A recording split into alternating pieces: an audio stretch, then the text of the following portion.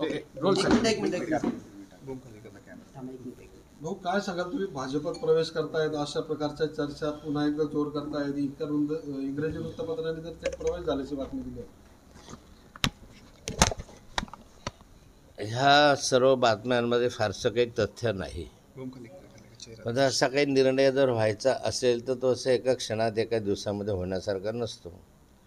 त्यासाठी कार्यकर्त्यांना सहकाऱ्यांना विश्वासात घेऊनच अशा स्वरूपाचे निर्णय होत असतात. महत्त्वाचा निर्णय आहे आणि ज्या पक्षाने आपल्याला आजपर्यंत मदत केलेली आहे, जर असं काही विषय असेल तर त्या पक्षालाही विश्वासात घेण्याचा प्रयत्न करायला पाहिजे.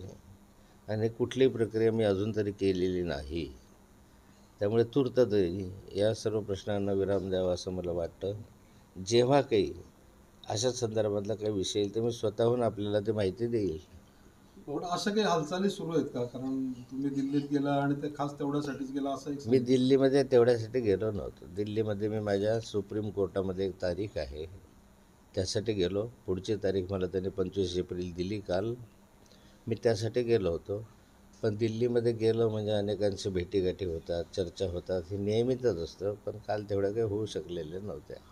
भाऊ उन्मेष पाटील शिवसेनेमध्ये दाखल होत आहेत. भाजपचे एक आमदार राहिलेले, खासदार राहिलेले, त्यांच्या याकडे कसं बघताय तुम्ही? आता जो उन्मेष पाटलांचा व्यक्तिगत प्रश्न आहे की त्यांनी कुणामध्ये जावं. ते भाजपमध्ये सक्षम असे खासदार म्हणून काम करत होते. तसं लोकसभेच्या पहिल्या 10मध्ये त्यांचं नाव होतं. चांगलं काम करत होतं. असं असताना त्यांना त्या ठिकाणी तिकीट कापलं गेल्याची खंत दिसते आहे आणि त्याने त्या काय निर्णय घ्यावा हा त्यांचा व्यक्तिगत प्रश्न आहे. ते तुमच्या भाजप मित्र येण्यासाठी पक्षामध्ये तुम्ही खूप धडपड करतायत. गिरीश महाजन म्हणतायत की भाजपत येण्यासाठी तुम्ही खूप प्रयत्न करतायत. मी मगाशी याचं उत्तर दिलेलं आहे की मला प्रयत्न करण्याची आवश्यकता नसते. मला जर यायचं असेल तर वरिष्ठ पातळीवर मोदीजींपासून तर नड्डाजी, मोदीजी, शहासाहेब असतील का अन्य वरिष्ठ असतील यांच्याशी माझे पूर्वीही चांगले संबंध होते, आजही चांगले संबंध आहे.